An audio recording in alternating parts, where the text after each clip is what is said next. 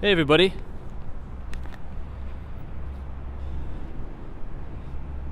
Happy Friday. So we'll just do a quick audio check in the chat. Just give us a thumbs up in the chat if you could hear us. And if so, we will get started in just a moment.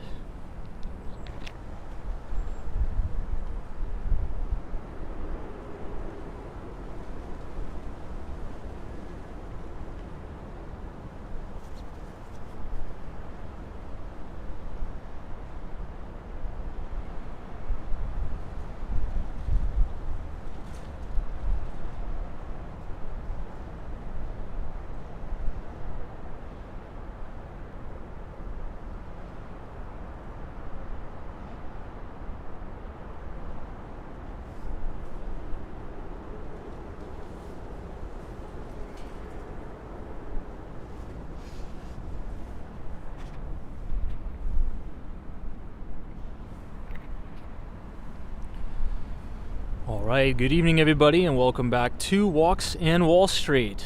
Today is November 24th, 2023, and it is a Friday.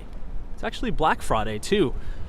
So happy Black Friday to everybody, but most importantly, I really do wish and I hope everybody had a very, very happy Thanksgiving with your friends, family, and the like. So hopefully everybody enjoyed your holiday. I'm assuming many of you have the long weekend. Many people have taken off, obviously, Thursday, Friday, Saturday, Sunday. And if you did that, please enjoy your long holiday weekend. Oops, hold on one second.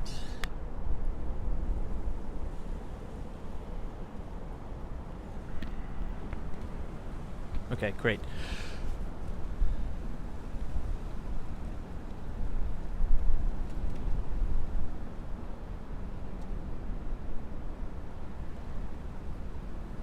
Sorry about that. So tonight is a cold one, guys. It is extremely, extremely cold. I was walking around all day. I was very busy doing showings and things like that. And it was actually kind of nice out today. But I just got out of the office like literally 5 minutes ago. And my God, it seems as if the temperature must have dropped. I mean, I'm not even kidding. Maybe 20, 25 degrees. It's freezing out here. I got to do some jumping jacks or bang out some push-ups before we start the stream. It's that cold, and it's windy. I'm not sure if you guys could see this. This sort of just popped out of nowhere, so we'll try to stay mostly inside tonight. On the stream, we'll hit the Apple Store, 5th Avenue,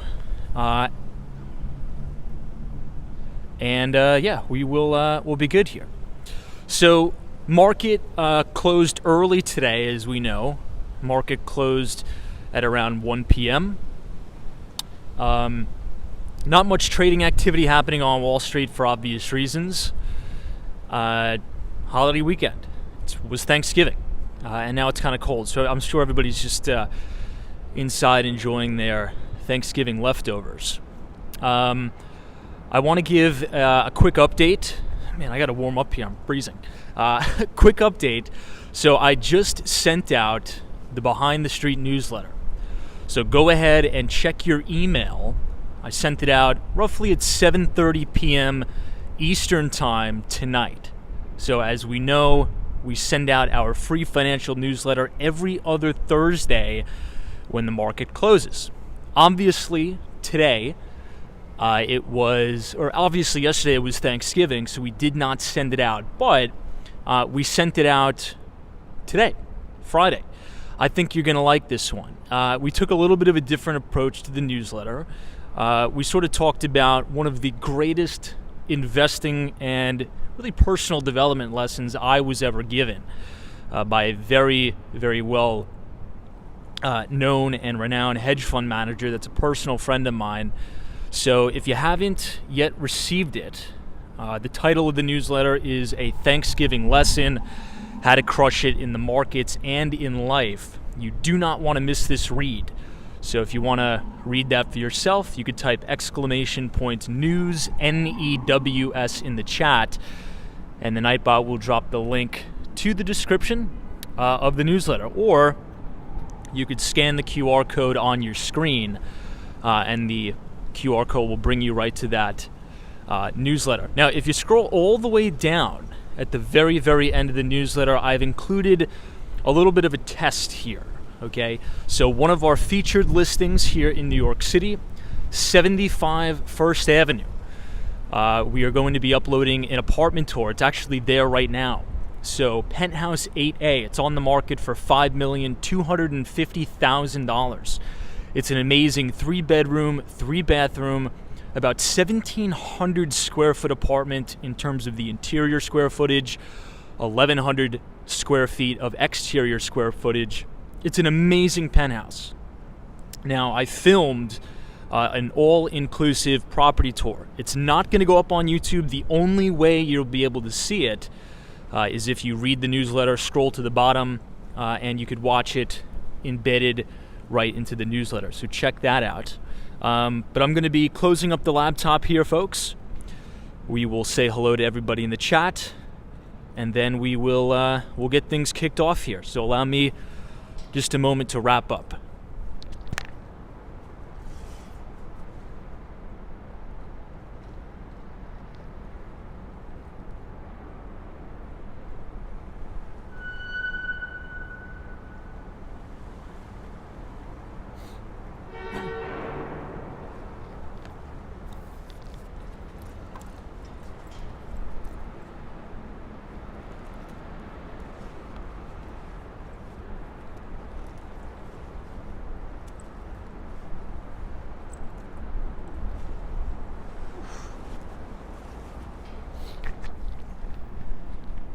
All right, let me clip on the good old microphone here.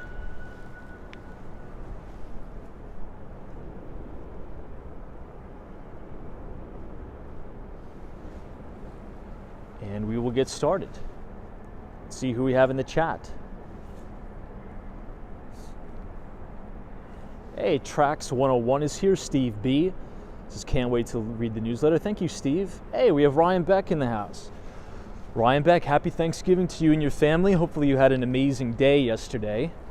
It was a picture-perfect day in New York City for the Macy's Thanksgiving Day Parade. It was awesome. I had a really fun time watching the parade. This was my first time. So it was fun. I enjoyed myself. Frank is here, Gary Carpenter, Vincent, Matt G is here, Goldie Caulfield, what's up? Frank, Mr. Gupta is here from India, welcome. Vinny says the exterior space at 75 First Avenue is awesome. I'm glad you enjoyed that, Vinny. Yeah, it's a really unique property. I think you guys are gonna love it. Sally is here, Smee Media says happy day after Thanksgiving. I'm so jealous of you tonight because I'm freezing and I know it's probably like 80 degrees and bright sunshine in Hawaii. But I think the good news is that I'll be down in Miami, Florida in like a week. So hopefully I'll be able to spend some time in the sun.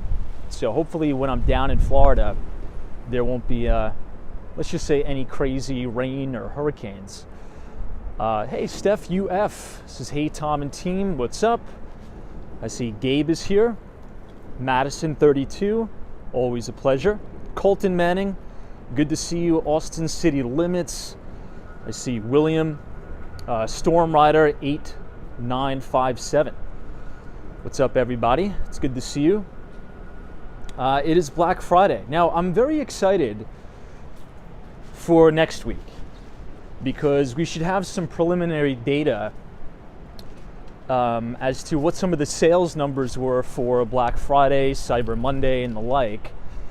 So I'm quite interested in that, right? We've been talking about consumer sentiment and just how, a lot of people are pessimistic on the outlook of the economy and the market, but it seems as if consumers are quite resilient. So we'll see if this Black Friday, really rings the register at a lot of these e-commerce companies and even some of the major retailers here. Oh my God, Hawaii, says Tom, it's 85 degrees here. I'm so jealous. Yeah, the wind is just picking up here outside of the Trump Tower. It's a beautiful dog that looks like a poodle coming out of the Trump Tower there. Man, I'm jealous. And the wind is starting to pick up too, which really, really stinks. But let's head over towards the Apple Store, the flagship Apple Store on 5th Avenue. I think that'll be kind of cool to go inside tonight to see if we have any shoppers. Now that store is open 24/7, 365, and we'll see if there's any big Black Friday crowds over there.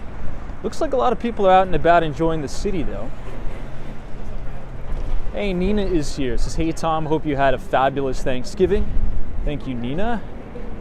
I wish the same for you. Hopefully you had an amazing Thanksgiving as well. I think the Trump Tower may be open. If that's the case, let's take a little bit of a detour and go inside the Trump Tower. It will be all decorated for Christmas and the holidays. So let's do that, and it'll give us an excuse to get out of the freezing cold. Hopefully Trump has the heat cranked here. Oh, he does. Good on Mr. Trump here. Thank God. Hey, Steven says Rangers won today. Awesome.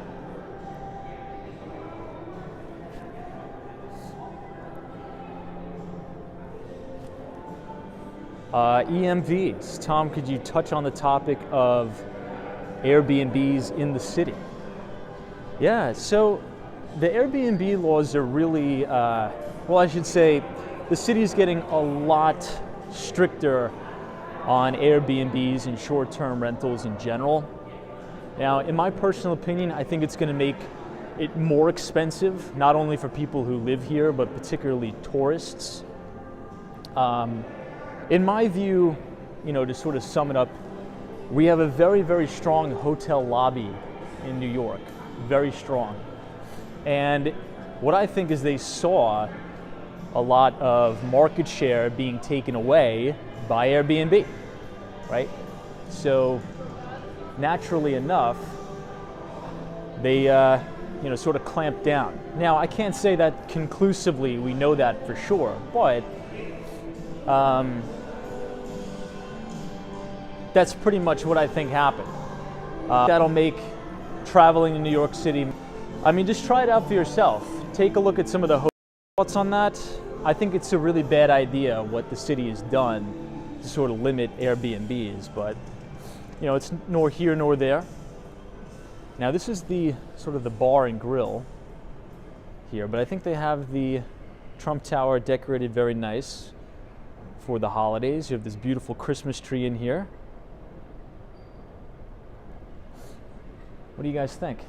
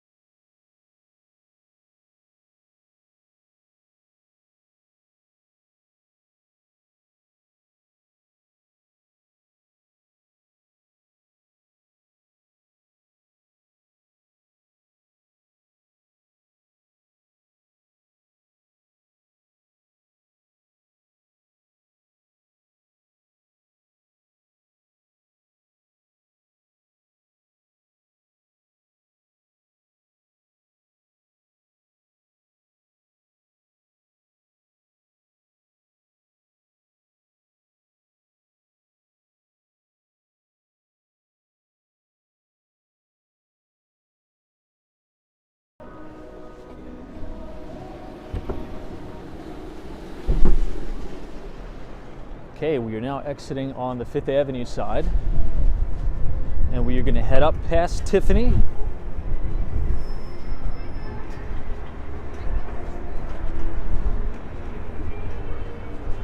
we'll check out the Apple Store.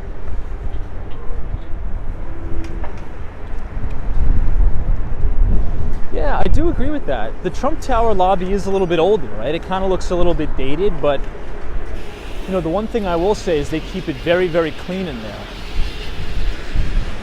Wow. Just to give you an idea of just how windy it is in New York City tonight, you can see the flags really blowing in the breeze. This must be at least 25 mile an hour wind gusts here. At least it's a clear night, at least it's not raining. You know, if we did have any precipitation tonight, it would probably be snow. I think it's gonna get just below freezing. So who knows, maybe we'll have some snow flurries pretty soon. Hey, Juan Fernandez is here from Miami, Florida. Good to see you, Juan. Hopefully you had a good Thanksgiving with you and your family as well. Here's some of the Christmas windows at Louis Vuitton. Hey, Lawrence says, hey Tom, was wondering what your preferred season for traveling to New York is. What would you personally recommend? Well, I'm a little bit biased because I really don't like the cold. I like it really, really hot and humid. So I think it's the best time of year to travel to New York City during the summertime. There's so many things to do, and there's so many free things to do as well in New York City during the summer. And you can really enjoy all the city has to offer, particularly Central Park. You can go to the South Street Seaport, you can go to Little Island. There's lots of free things to do in New York City during the summer, right? And many of the free things include a lot of the outdoor activities. If you go to New York City in the winter, right, and it's frigid and freezing cold out, I don't know, it's gonna be hard to do things like the iconic New York stuff, like walking around Central Park, you know, going outside in general. So I think the summer, I think you gotta come to New York in the summer. New York City in the summer is a vibe of itself. It's amazing. I don't know, would anybody disagree with that, agree with that? I think coming up here in you know, December, January, February, it's gonna get a little bit too cold. Now you're looking at the Plaza Hotel here. Hey, JPEC43, what's up? Santi says, hey Tom, hope you had a healthy, happy, and joyful Thanksgiving with you and your family. Thank you so much for saying that. I appreciate it. I did, and I hope you had the same. Vinny says, New York City wind chill feels like 21 degrees right now. Wow. Jeez. All right, so this is the Apple Store. I would say the flagship Apple Store here at 5th Avenue. And let's actually go inside. You have beautiful shots of 432 Park Avenue. Hey, Irivas, what's up? New York is hot and humid in the summer, but I like that. I like it. Irivas, good to see you. JC is here, so totally agree. December might be cheaper, but it's wet and unpleasant. JC, what's up?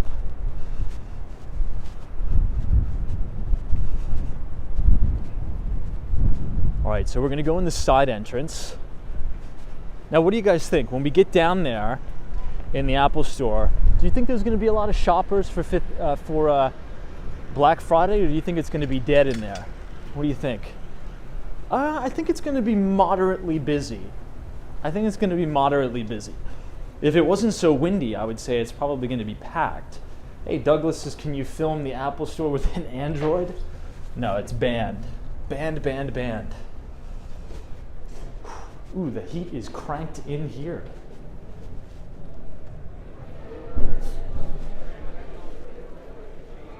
All right, what do we think? The moment of truth. Wow, this is actually pretty busy for Black Friday. I was not expecting that, actually.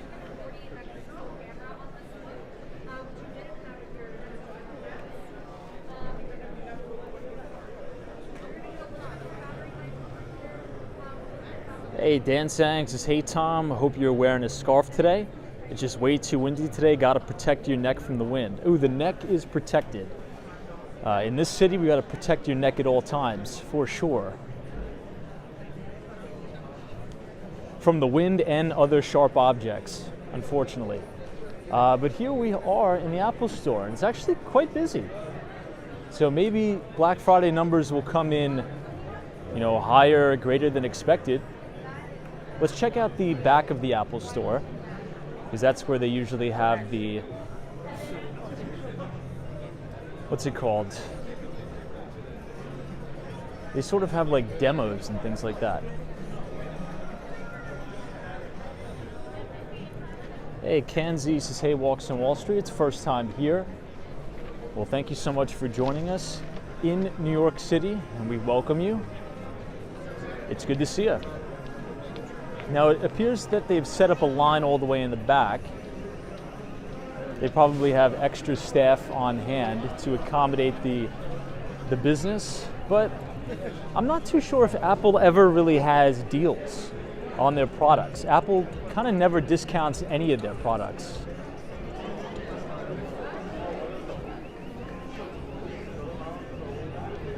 Hey, Mr. King of Florida says, oh my God, it's so busy. Good to see you, Mr. King of Florida.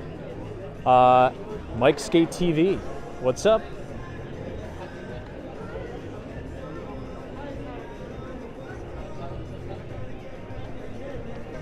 All right, we'll do one lap around.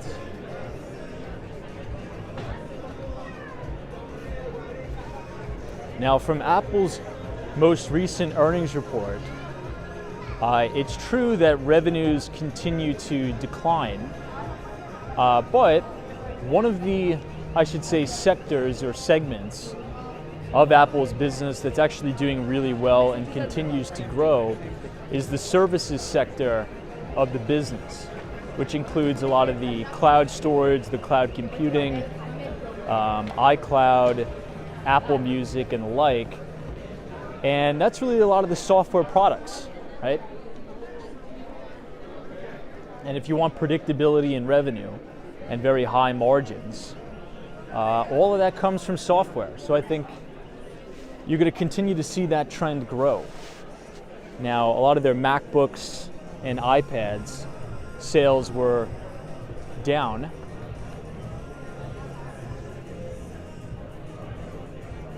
Kanzi says it only took 5 minutes as a sub to comment. Yeah, I set that limit because sometimes we just have people that, you know the drill. Wow, Ken says, Tom, Apple is offering gift cards on select products. Huh. Wow, look at this. What do you guys think of the matte black color? This is the new MacBook Pro, which I think has the new chip in it. I kind of like that color. I have the silver MacBook Air, which is a decent computer, so long as you're not doing any like very intensive video editing. Hey, Jules says, hey Tom, hope you are feeling well today and wish you a very happy Thanksgiving. In the UK, we were saying that on the year consumer spending is down quite a bit this November. Ah, gotcha. Yeah, I mean, a lot of that pandemic stimulus is kind of, wearing off. But in the US, consumer spending has still been pretty robust. Now, there's a lot of way to interpret that data, but I think generally, particularly, just from my perspective, that's the elevator. This is like the core of the Apple, and the elevator goes up and down the core, which is kind of cool. But the resiliency in the US consumers really surprised me in a big way, which I think is good, right? 70% of the US economy is consumer spending. But there are some cracks. Let's see what this says. New York City Department of Consumer Affairs requires that the customer is entitled to a written estimate for all repairs. No repair work shall be done without the customer's authorization. And number 3, in most circumstances, the service dealer must return replaced parts to the customer. Interesting. There's probably been multiple complaints about people dropping off their, phones, laptops, and things like that, and arguing about the price, saying, "Oh, they quoted me one price when I came here, and then when I went to pick it up, they tried to charge me more." That's probably why they have that up there. This desktop here, the iMac, I have this exact one at my place in Miami. This is the best machine I've ever had. Now, Apple has a really good program where you have the trade-in. You can recycle your old machine. So every 3 years, that's sort of my upgrade cycle, I turn my old computer into Apple, they recycle it, and then they give you a discount on the new one. This way you're not throwing the electronics into the dumpster, right, polluting the environment and such. This way they can kind of be recycled and repurposed for other, products, which is good, so I support that.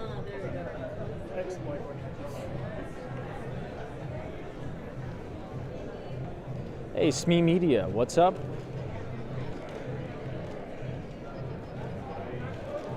JRB says, I love Apple products all day / all night. Agreed.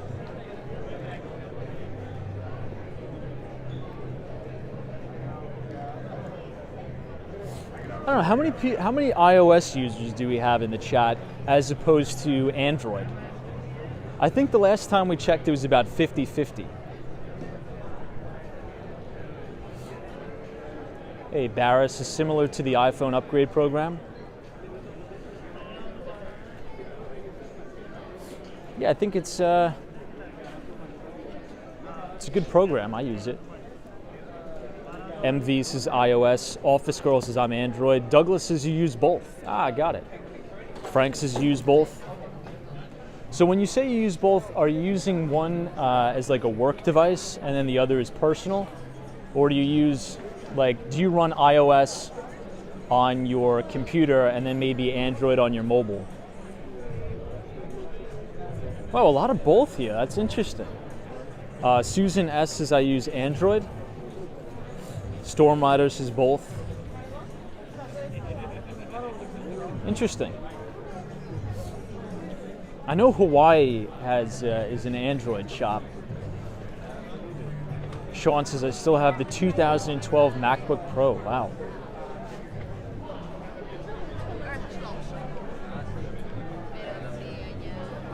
Fernando says personal and work.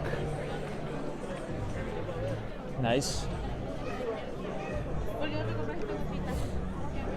At my old company, they used to give us the Samsung Galaxy, I forget what it was called. I think S8 or something like that. This was way back in the day, but.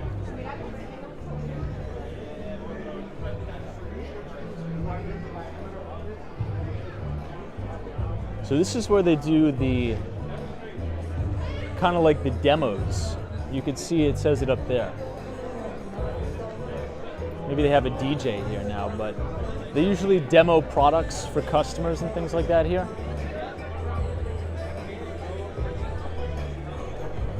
All right, let's head out now and head down to 42nd Street, Herald Square. Hawaii says I had a BlackBerry back in the day and I loved it. I was watching some of the old interviews with BlackBerry, and they were sort of alluding to the fact that the iPhone at the time would never work because a lot of the business customers wanted a keyboard. Does anybody remember those interviews? They're like, the iPhone will never catch on with business customers because they need a keyboard for typing for business email. Now, in hindsight, I mean, that statement couldn't sound more ridiculous, right? But at the time, that's what a lot of companies thought. They're like, I'm not going to, invest in a full touchscreen because it's always been that way. Business customers want a keyboard. Now look at how times have progressed. Kind of wild. Wow, Greg says my sweet old MacBook Air 2012 worked up until 4 months ago. What did you get as a replacement?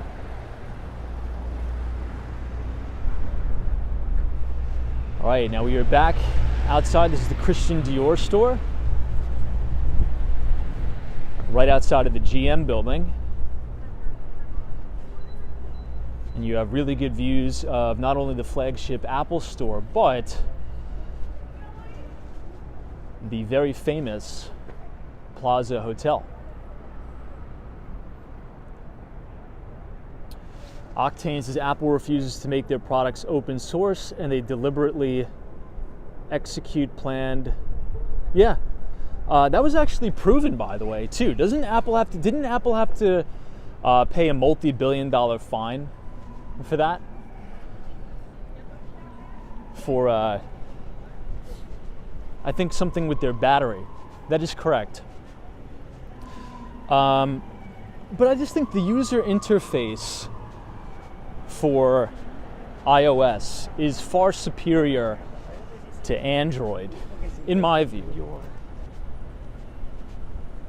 And I think it's because it's not open source. I think that's why it works so well.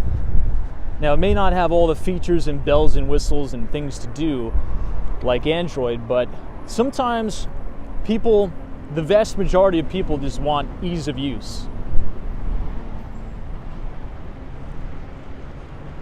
Wow, Ken Brockton says Steve Jobs also said buyers wouldn't want the larger iPhones. Now, Ken, you know what's kind of crazy? So my last iPhone before this, I had an iPhone 11. No, I think an iPhone 11 Plus. That was the last phone we were using to stream. Now, I would still be using that phone today if I hadn't dropped it. Now, when I dropped it, the only thing that cracked on that device was the camera. Isn't that kind of crazy? It's the only thing that cracked on it was the camera, so I had to get a new phone. And that is the device that we're streaming on right now, which is an iPhone 13 mini. And when I went to the Apple store, and I was kind of looking around for the phone that I wanted to buy as a replacement, the representative or the sales guy, was showing me around, and I kind of like the smaller phone a little bit better, to be honest. And that's why I bought the iPhone 13 mini. I just feel like it's more usable. I felt as if the iPhone 11 Plus, that thing was so massive, I couldn't fit it in my pocket. It just, I want to, I don't know, maybe it's just a personal preference, but what do you guys think?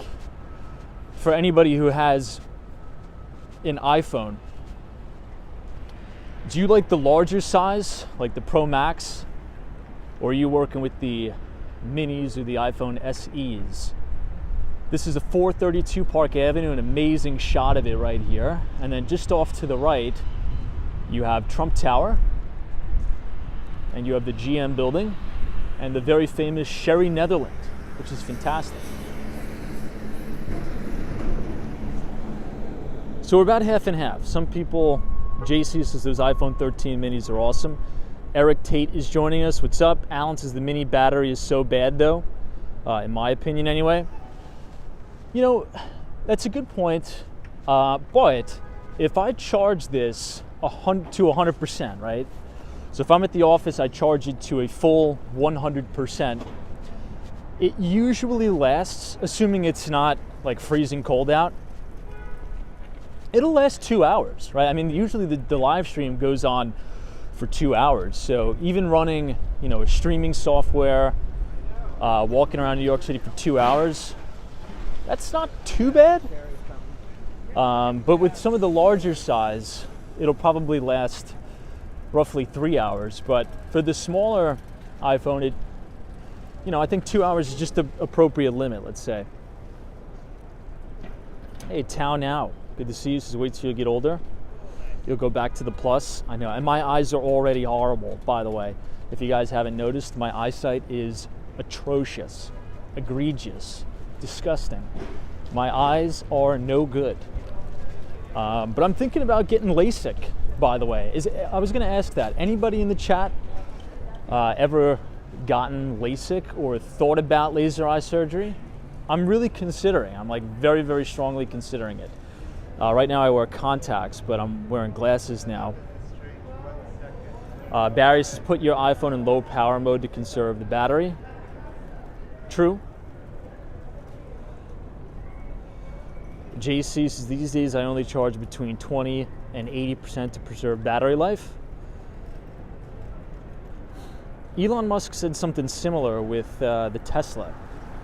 You're supposed to drain it to, what's it called? 20% and then charge only to 80.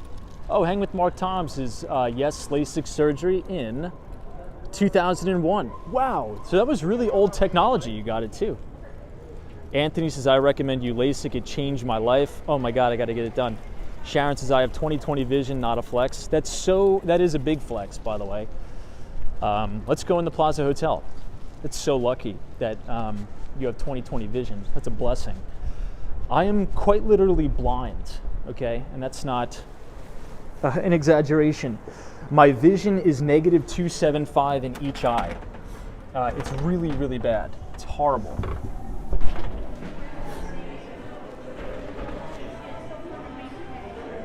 Wow. All right, everybody. Well, this is the inside of the plaza.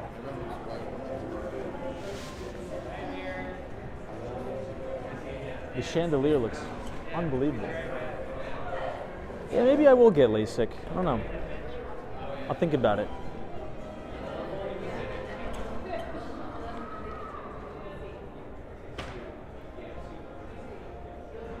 Wants this time. Have you ever watched the show Succession? I have not, but I've heard about it.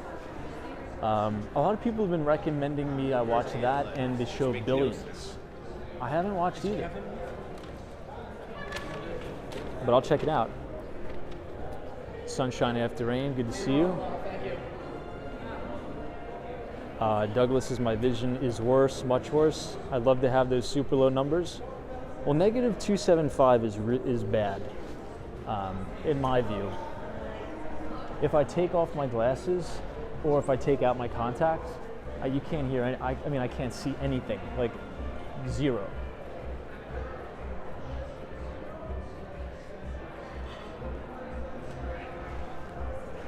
Wow, I think they did an amazing job on this. It's beautiful. What do you think? The Plaza Hotel or the New York Palace?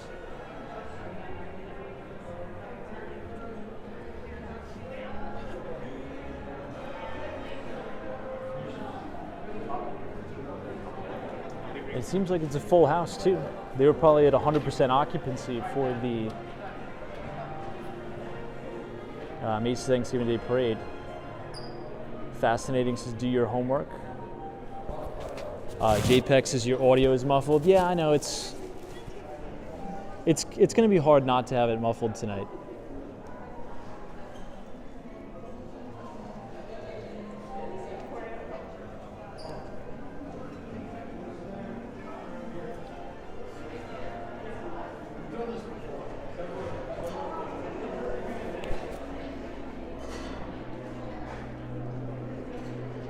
Okay, so here we are in the main dining hall at the Plaza Hotel.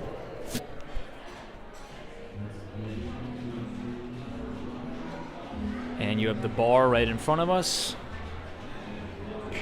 Very nicely decorated for the holidays.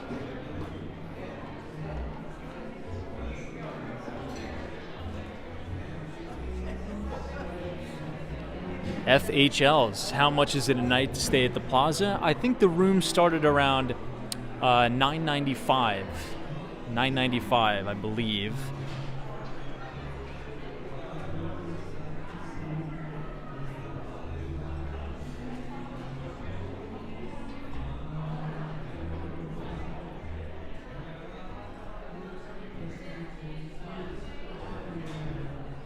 I think my overall favorite about the inside of the Plaza are these chandeliers.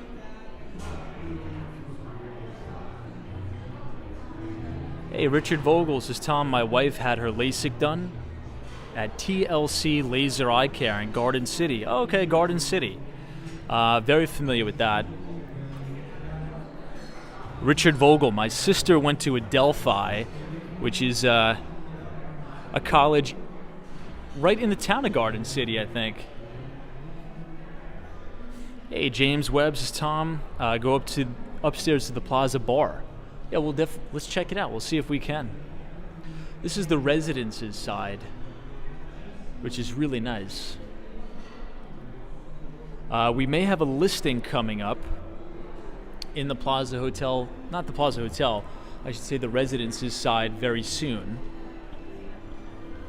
As a quick reminder, I did just upload the property tour of the penthouse at 75 First Avenue. So if you guys want to see the all-inclusive tour of the penthouse, the full 3-bedroom, 3-bathroom penthouse with panoramic views of Billionaires Row, all of Midtown Manhattan, if you type !news, NEWS in the chat, the Nightbot will drop the link to that property tour, which is really stunning. Now, it's not going to be uploaded on YouTube. It's only going to be on the newsletter, which we just sent out. So you could check your email, or again, click the link where it says Walks Wall Street Substack, and scroll all the way to the bottom of the newsletter, and you can watch the property tour there. And let me tell you, you are not going to be disappointed. This is a stunning, stunning property. My boss, by the way, Stefano, is was the lead developer on that project. So currently Serhant, Ryan Serhant, is leading sales on the project. But I was able to go in there and do a quick tour of the penthouse. Wow, look at this. I kind of like these all-white Christmas trees a little bit better. This looks stunning. Really pretty in here. Really, really pretty. This is the famous Eloise. Hey, Marty. Good to see you, Marty. This is Tom. In the past 2 days, I have been high on the city holiday vibe. I think me too. Not gonna lie. Now, if you walk down these stairs here, this will take you all the way to the shops at the Plaza Hotel. But I believe that is closed off for the remainder of the day.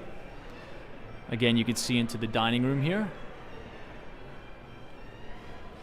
Fitness center, the Oak room and bar. And everything is so clean here. That's another thing I've noticed about the Plaza. They definitely keep it sparkling clean.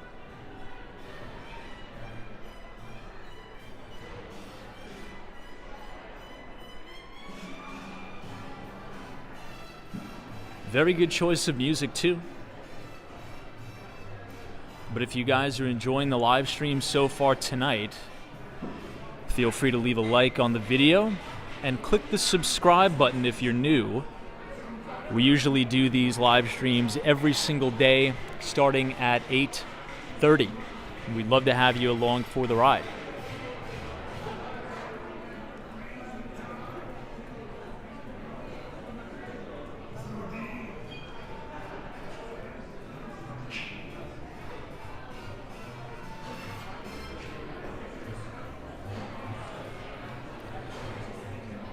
FHL, this is Tom. You are a top-notch professional. You're a top-notch professional too.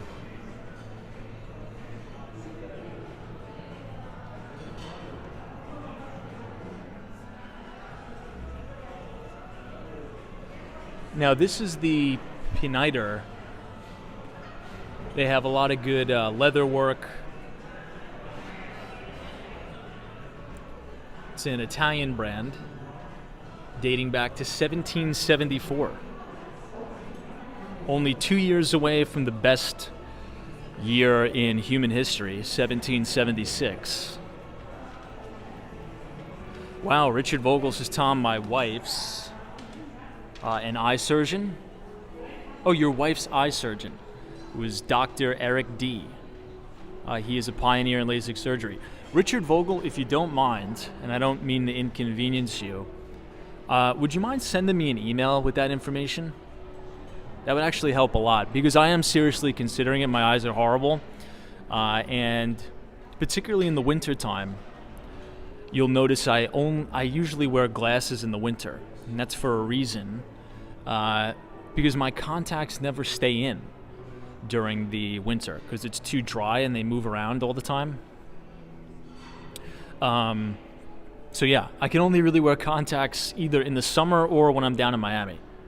But yeah, I'll check into it. I appreciate all the help, guys. All right, one more quick shot at the lobby, and let's head out. Maybe we'll hit a couple other hotel lobbies, and we'll call it a night here. So we'll head out now. Oh, they have the clock at the top.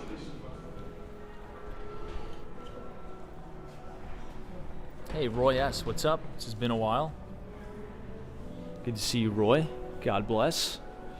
All right, let's head out of here.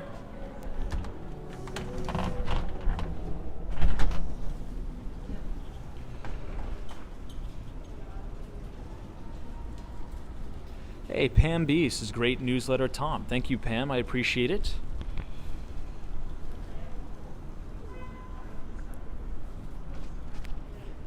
Yeah, Pam, this week I wanted to take a little bit of a different approach with the newsletter. Obviously, it is the week of Thanksgiving, so I wanted to add a little bit of a micro lesson. One of the best lessons or pieces of advice I was ever given by a very, very successful hedge fund manager. So if you want to check that out, please go check out our newsletter. Hey, Jen Zen, what's up? Says I just got on. We just toured the lobby of the Plaza Hotel, which was an amazing experience, very stunning. You know what, let's walk down Fifth Avenue and let's see if we can go inside the Peninsula Hotel. Might as well. It's Friday night. We'll check it out. Maybe we'll do that since it's a bit cold and I'm looking for an excuse to get inside. So we hit the Fifth Avenue Apple Store. We checked that out for Black Friday. Seemed like there was a lot of shoppers in there. We looked at the inside of the Plaza Hotel, which was a total 10 out of 10. Fantastic. And then we will go.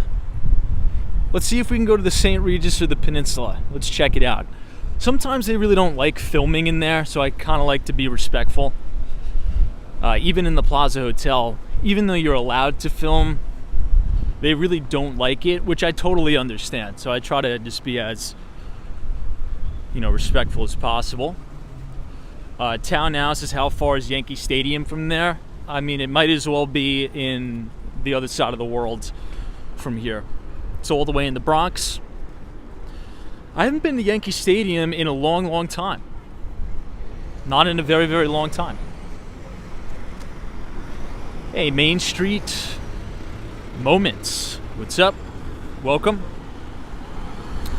Octanes is anticipating a December rate hike. How would that affect NYC real estate sales in 2024? Well, I think it's, last time I looked at futures, there was about, oh man, that's really windy. The market's pricing in about a 20% likelihood that we get a rate hike next month. And that's down significantly because the most recent CPI report we got out came in well below Wall Street expectations. Now, we wrote about this a little bit. I just sent out the Behind the Street newsletter at about 7:30 p.m. I wrote a little bit of a piece on this, so I talked about that. I gave some of my outlook on that. But in general, markets correct in order of liquidity, right? So it's been about a year and 8 months since the Federal Reserve started their hiking cycle. I believe it was March 16th of 2022 is when the Federal Reserve started to raise interest rates. And equities or stocks, those are the first asset classes to correct, right? Because they're very, very liquid markets.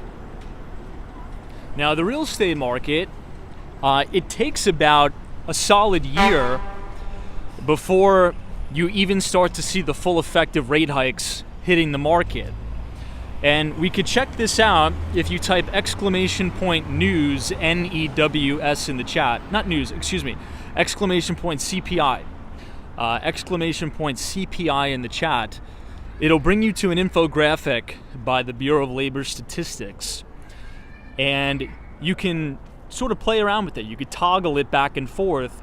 And I want you to deselect every single category except shelter. Now, this is the 7th consecutive month shelter costs have been declining. And I think that's going to continue to decline each month for the next few months here. And shelter has had a very, very lagged effect, right? Shelter is always the laggard. Real estate is always the laggard because it's not a liquid market when you compare it to more liquid markets like equities and the like. So we're just starting to see prices come down. And I think they will continue to come down. And I think they're...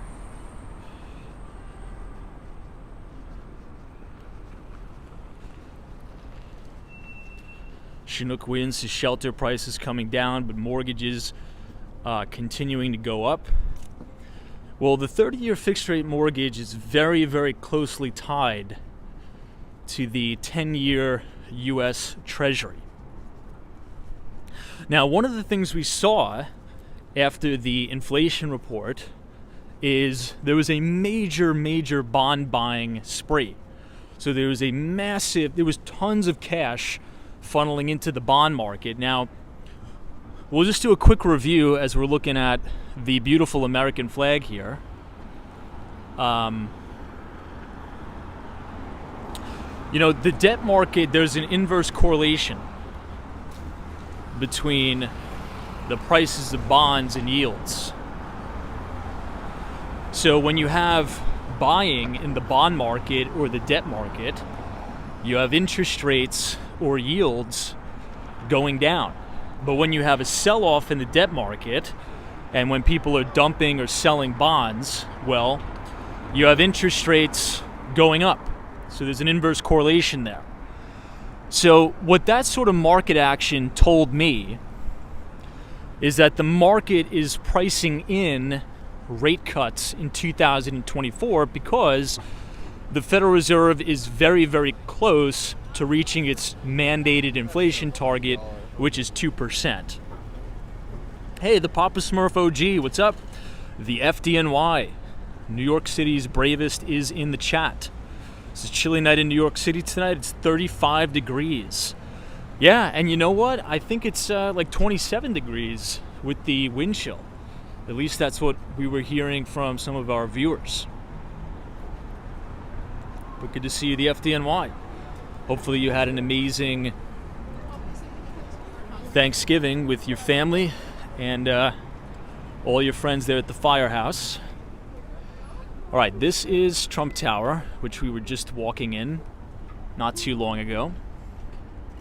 But anyway, so the bond market really caught a pretty nice bid, and yields started to come down across the curve, which did put a little bit of pressure downward on 30-year fixed-rate mortgage rates.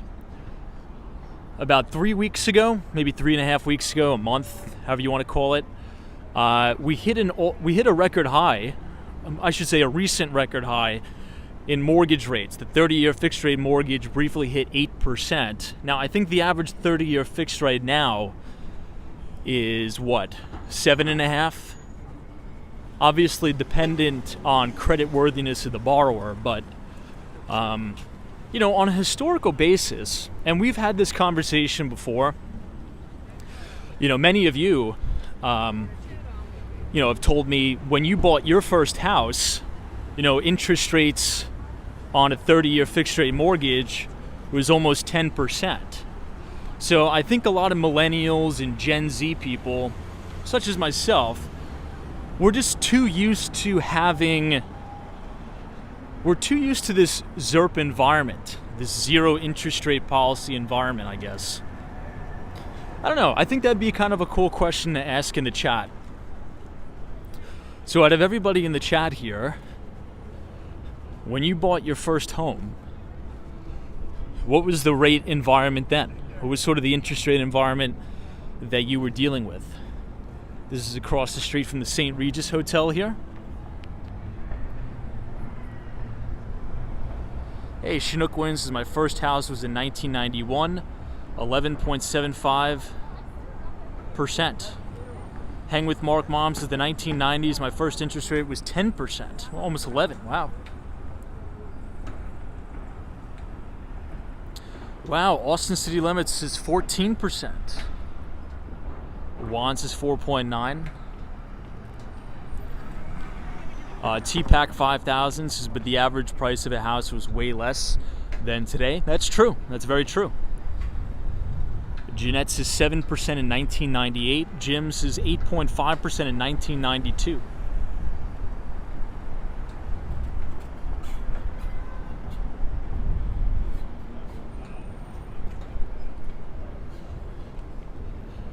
This is the Peninsula Hotel.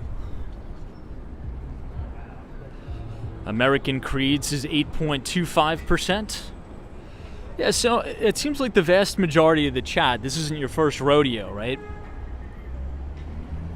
Riva says, yeah, mine was 10% in 1989. Papa Smurf OG's is 7.75% when I first bought my home in 2002.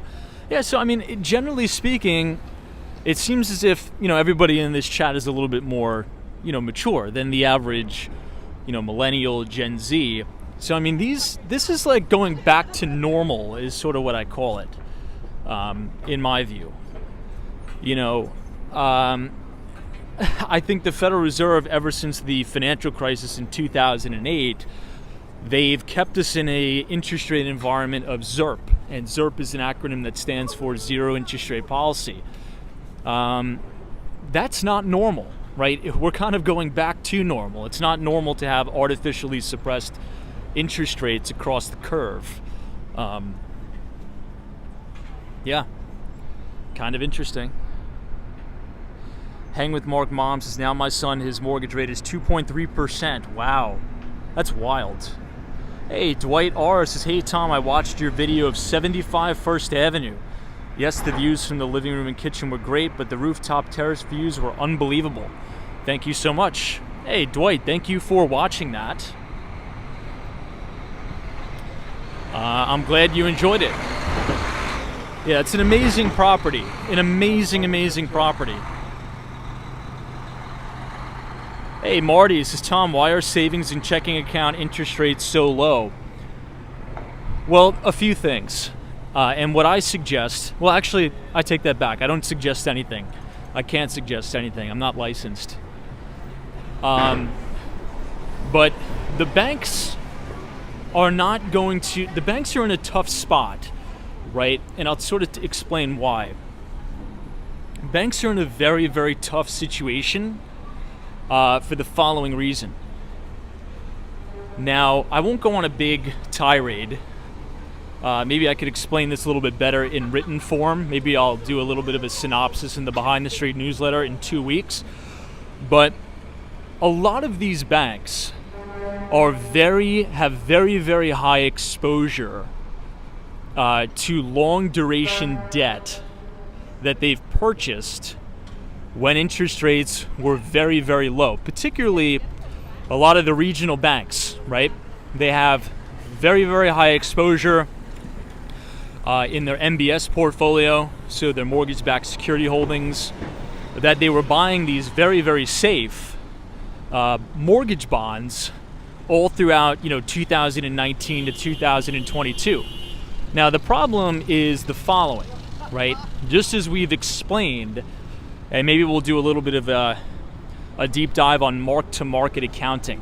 Maybe we have some accountants in here, but we'll do a lesson on that.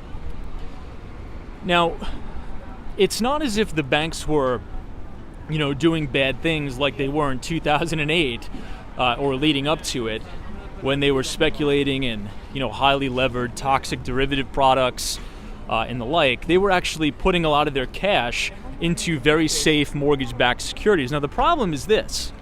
As we just reviewed, as we're sitting outside of the Cartier store, there's an inverse correlation in the bond market. And when bond prices go up, rates go down. And when there's a major sell-off in the debt market, rates spike. So we've started to embark on this very, very big quantitative tightening cycle where the Federal Reserve started to raise interest rates. So as interest rates have started to go up, well, the valuations of those bonds that are being held by a lot of these banks are going down. Now, it's not a huge issue if they are able to hold to maturity, right? They would get back the full principal with the interest. But the problem is this, and a good example is with what happened with the Silicon Valley banking collapse. The reason why Silicon Valley Bank was in a pretty massive problem is that they've plowed about $80 billion at the time into very, very safe mortgage-backed securities when interest rates were extremely, extremely low. Now, as the Federal Reserve started to tighten and interest rates started to go up, the mortgage-backed securities that Silicon Valley Bank bought on a mark-to-market basis were, worth a lot less. And savvy investors saw this and they started to pull their money out of the bank because on paper, they were insolvent. Now, it really wouldn't be a problem if Silicon Valley Bank was able to hold those bonds to maturity. But the problem is, as everybody started to pull their money out of the bank is obligated to give everybody back their money. Now, that may sound like a simple concept, but if you remember back to your Finance 101 class in college, bank deposits are liabilities for the bank. Bank deposits are not assets. I'll say that one more time. When you go to a bank, let's say if I go to JP Morgan Chase tomorrow and I deposit $100,000, that's a liability to the bank. It's not an asset because the bank is liable to give that money back to me. So the bank then takes my money, lends it out, and makes loans on the money to try to make a yield or a return for shareholders and investors. So when everybody wanted their money back, the only way to get that money back was to sell assets on the balance sheet. The problem is the assets that they were selling is now worth significantly less because it is a higher interest rate environment. Thus, guess what? The bank is insolvent, and things like that. Now, I don't know if I'm explaining that the best, mainly because it's freezing and I can't really think straight right now, but I will do a conclusive write-up and synopsis with visuals in the next Behind the Street newsletter, sort of talking about the fractional reserve banking system, exactly how it works. We'll do a deep dive into the debt market. So if you want to sign up for that, you could type !news, NEWS in the chat, and sign up for our free Substack. I send out the investing newsletter to the chat every other week. It's a great resource. Take advantage of it. All right, now we are across the street from St. Patrick's Cathedral. Looks absolutely beautiful here. Look at that.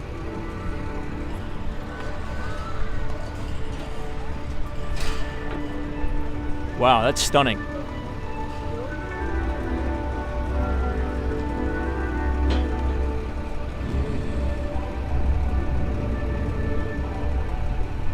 Hey, Jonathan. This is Hey Tom. I got your newsletter today, and so did my brother. Thank you so much for reading. Looking forward to reading to it. Thank you so much.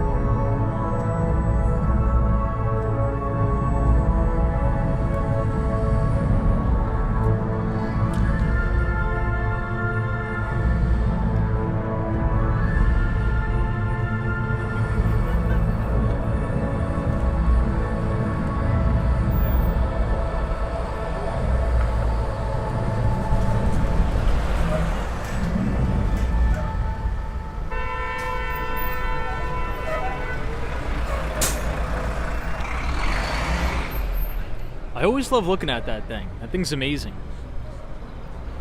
Hey, Brad, what's up? Welcome to a very frigid, cold New York City. I know, FHL says it kind of reminds me of a Disney production. They did a really good job on it. I think it looks really nice. Now, I think we'll try to head over to 6th Avenue a little bit later, but the internet is just so bad there. But we'll try. Hey, Susan S. is here. Hey, Susan, hopefully you had a good Thanksgiving. So happy Thanksgiving to you and your family. We'll quickly make the plunge across 5th Avenue. A lot of horses out tonight.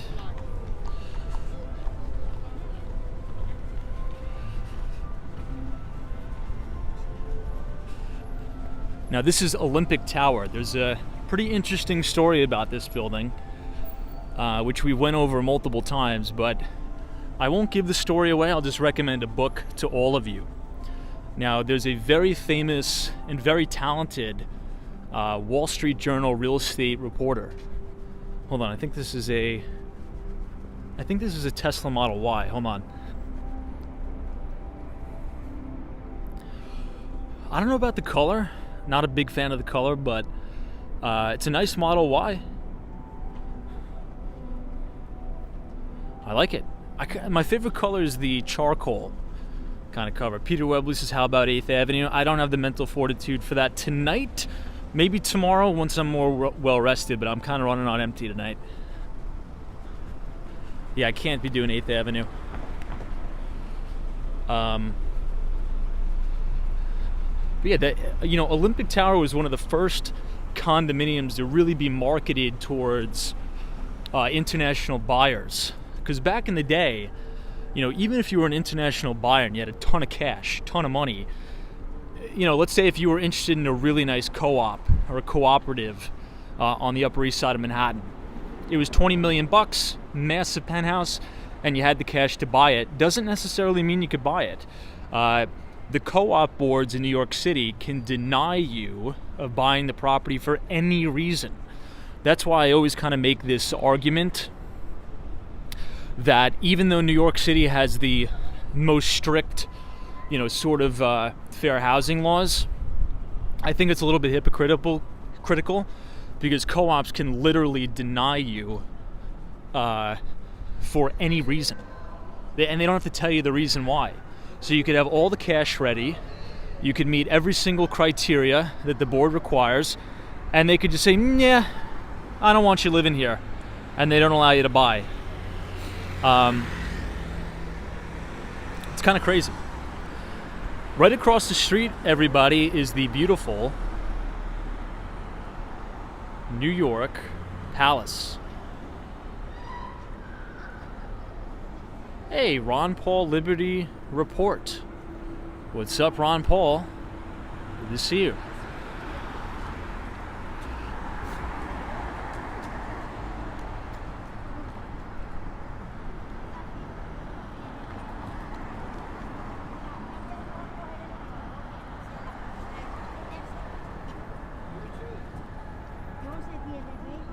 Oh my gosh, 3T3 says, is there a chance you go to the meatpacking? They have a Cybertruck on display. Let's head there now.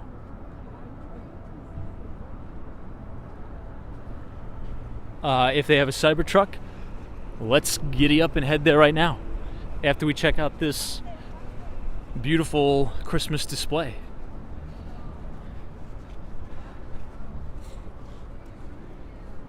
Wow, this looks really nice.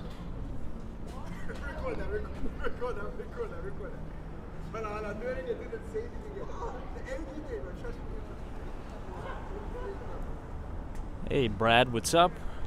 Says, I trust you had a terrific Thanksgiving, Tom. I did. It was nice. It was peaceful. It was quiet.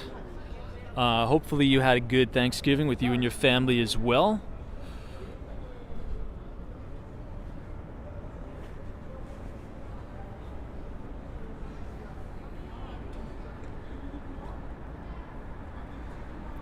Yeah, Marty Lewis says it's very quiet compared with 5th Avenue. Susan S. says, wow, gorgeous. They did a really good job. They did a really, really phenomenal job But Susan, if you think this is gorgeous, wait until we get inside. I'll see if I can get you guys inside. I'm not sure if the door is locked. We'll check. But the inside of the New York Palace is really unbelievable. We'll go in there right now.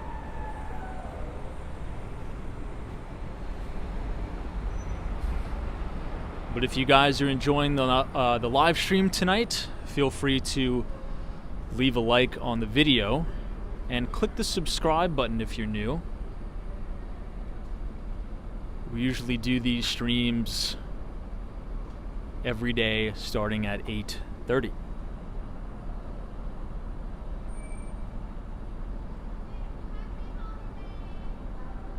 Hey, look who it is. From California. Nicole B. Winning is here. What's up? Nicole, happy Thanksgiving. Hopefully you had a wonderful Thanksgiving out there in California. It's definitely a lot colder here in New York. But yeah, let's head inside. But Nicole, thank you for joining tonight. Appreciate it.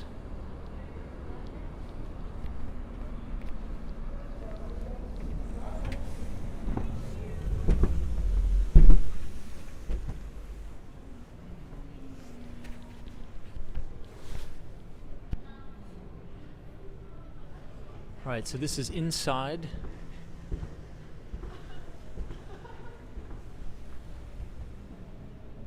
Look at the crown moldings on the ceiling. It's just a really stunning place.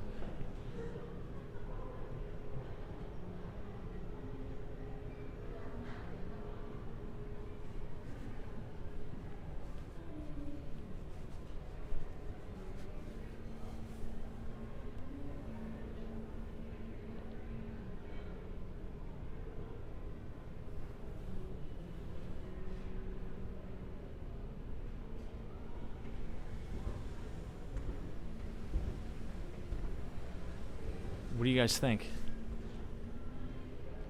I think the display is maybe better than the Plaza.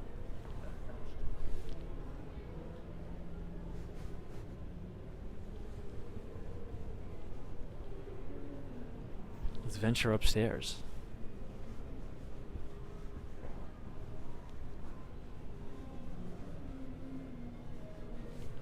We'll see if the internet holds up.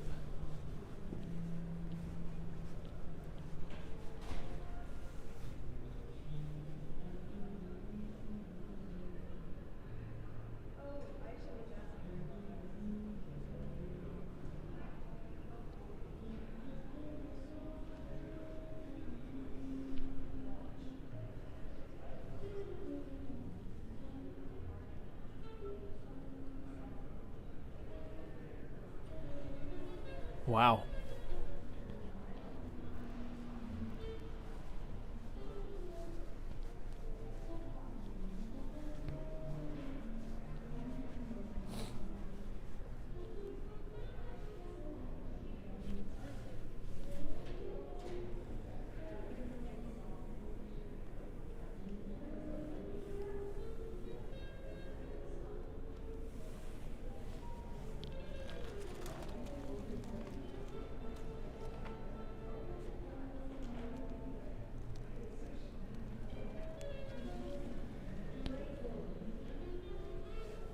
I am really, really impressed.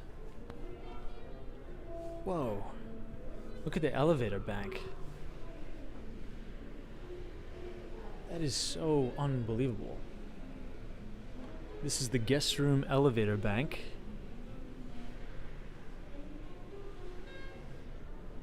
Look at the baby grand piano too.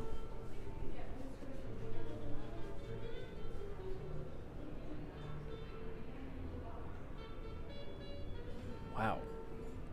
I think this is my favorite view of it. With the, you can see the Christmas tree on the ground floor.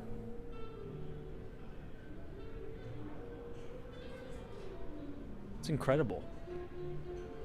It's unbelievable.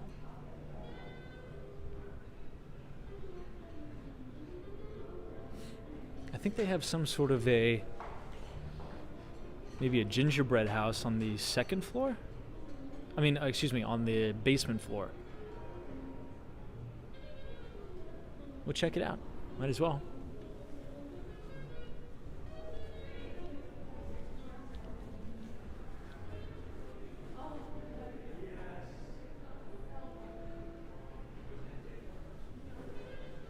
This was probably at one point a working fireplace.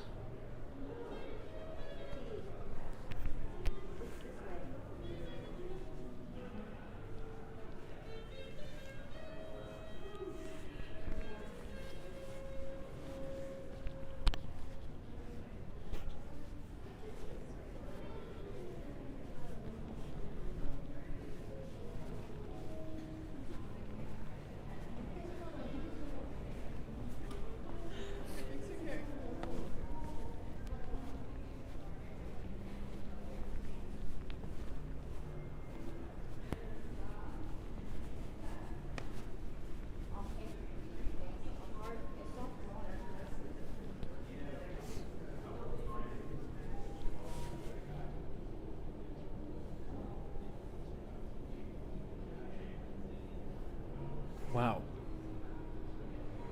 So this is a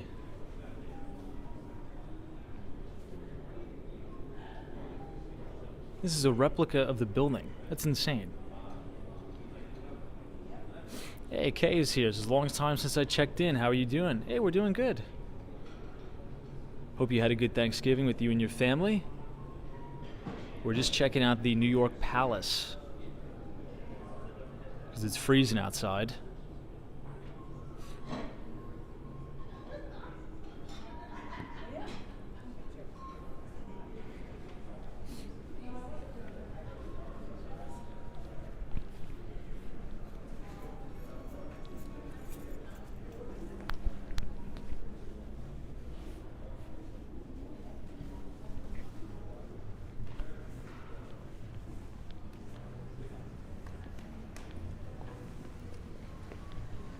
Hey, NYC Cherry Groove.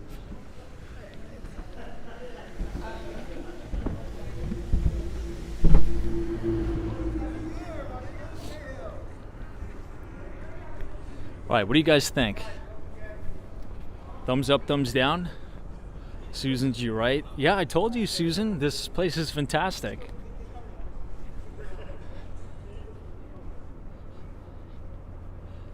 I think they just chained it up, so I think we may be locked in the hotel. So we have to go back in and go out the other side.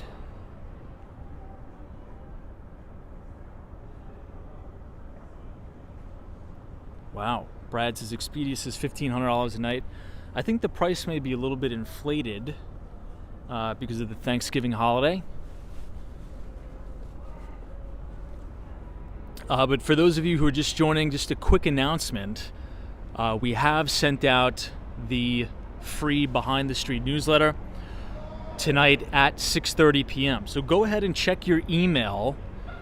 Sometimes it does get sent to the spam folder. There's a lot of good information in this week's newsletter. It's sort of Thanksgiving themed, and I share with you the best piece of advice I've ever gotten. From a very, very successful and notable hedge fund manager on Wall Street. It's the best piece of advice I've ever gotten, and if you want to read that piece, you can go ahead and scan the QR code on your screen, and it'll take you to the latest edition of the Behind the Street newsletter, or you could type !news, NEWS in the chat, and you can check it out yourself. Also, at the very bottom of the newsletter, we have a behind-the-scenes look, an exclusive penthouse tour of 75 First Avenue. 3 bedrooms, 3 bathrooms, unobstructed views of the Empire State Building, all of Billionaires Row, and it's not going to be uploaded to YouTube. I'm not uploading it to YouTube. It will only be found inside the Behind the Street newsletter. This is an unbelievable penthouse, so you do not want to miss that tour. So again, just scan the QR code, punch in your email to sign up for free, or click the link in the chat that says Walks Wall Street /Substack. All right, but let's get out of here. They locked us in, so we actually have to go through the hotel lobby to exit. So let's do that now.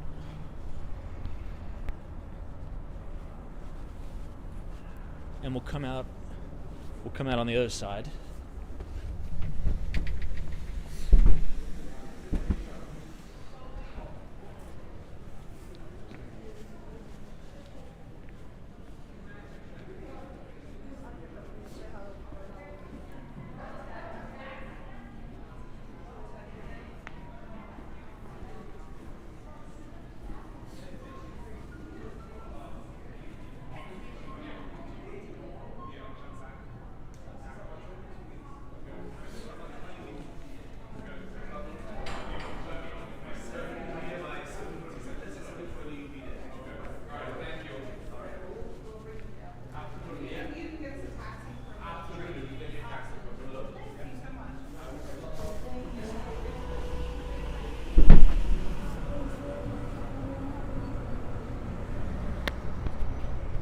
Alright, I think this is my new favorite hotel in the city.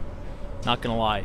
It used to be the Park Hyatt at 157, but the inside of this place is unbelievable. It really, really is something else. So I would definitely recommend stay here. I know 4, 5, 6 is you're locked in, you have to rent a room. We'll see.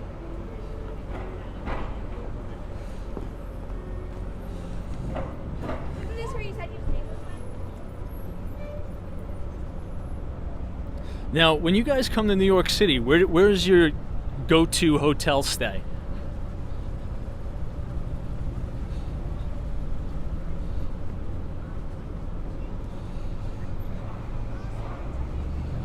No, Jonathan, I'm not familiar.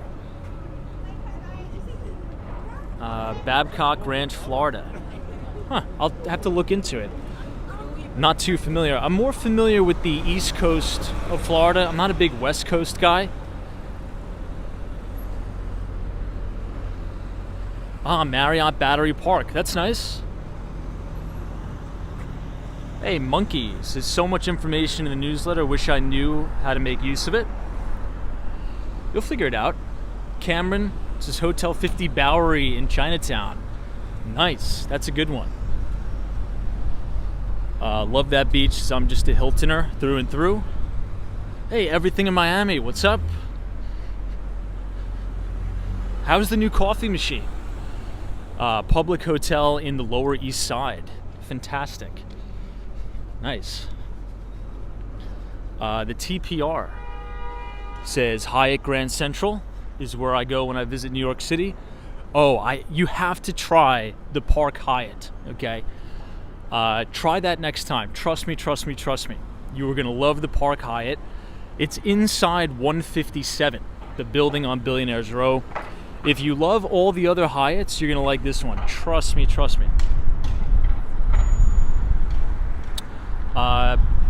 Bipod says, can you level the camera down a bit? We can't, unfortunately. I already screwed it up at the beginning.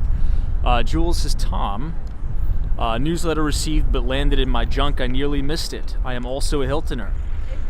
Wow, a lot of Hiltoners here. Yeah, for some reason the newsletter, since it's Substack, it does land in a lot of the junk folders, but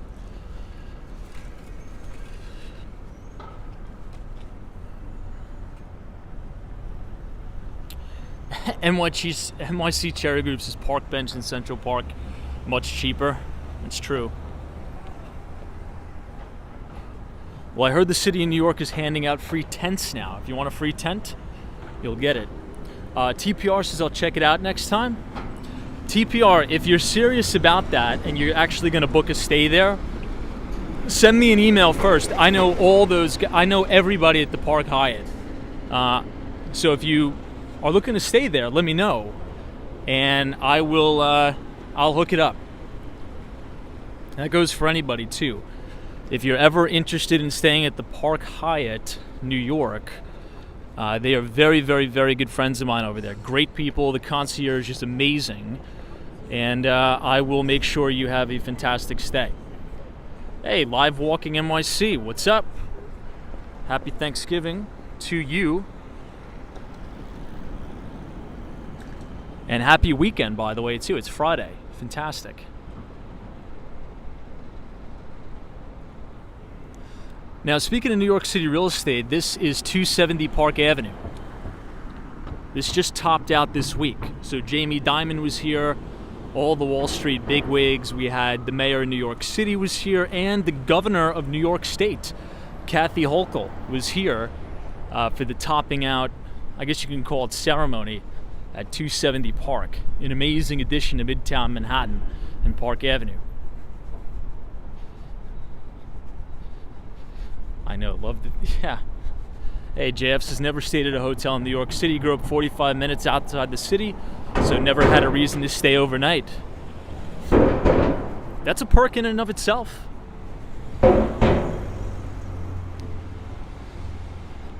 That's a perk in and of itself, my friend. I usually commute as well. I'm a Long Islander at heart, but sometimes during my working experience, particularly in the winter, sometimes the Long Island Railroad gets shut down for major storms. So during that time, I often have to stay in the city.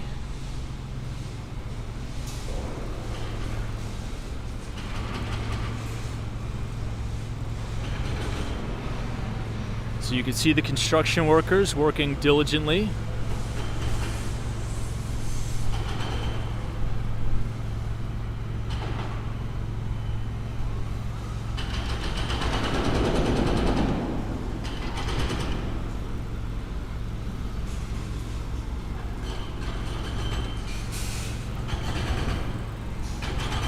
Hey Elias, Simon, good to see you. Happy Friday to you too.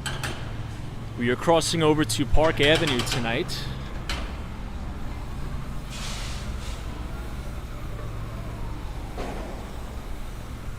Wow, beautiful Christmas tree. Wow, look at that. Very vivid and very, very stunning.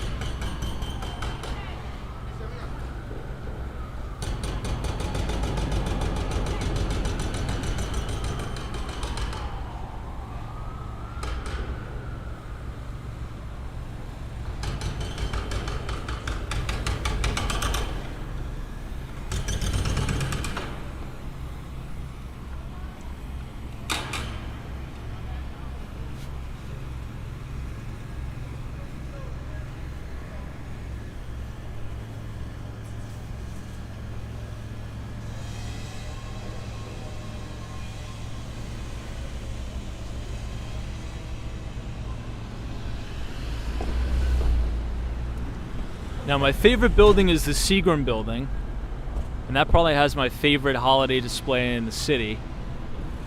You can see 432 Park Avenue up ahead, which looks really nice.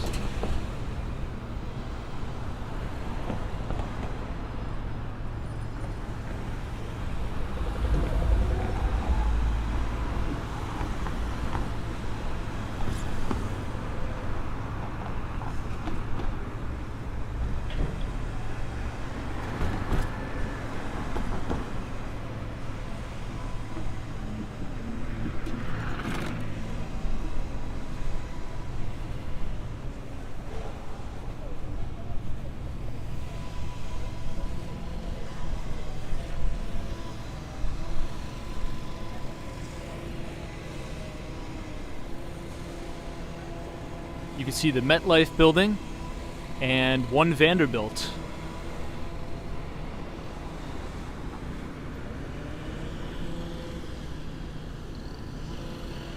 Hey, Al Baker, what's up? Happy Friday. Hopefully you had a good Thanksgiving. What do you guys think of the design of 432 Park? A lot of people don't like it. Some people like it. I like it. It has to grow on you a little bit, though.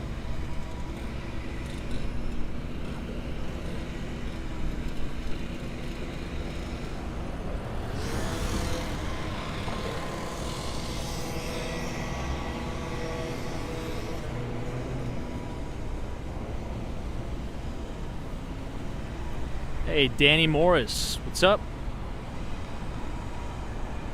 This is the old JP Morgan Chase building.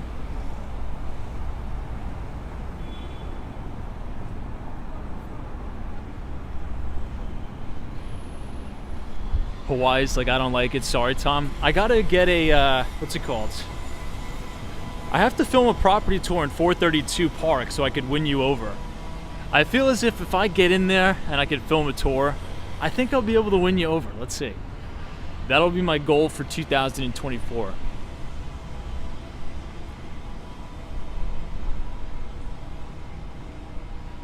NYC Cherry Grooves. The finishes in 432 Park are very nice.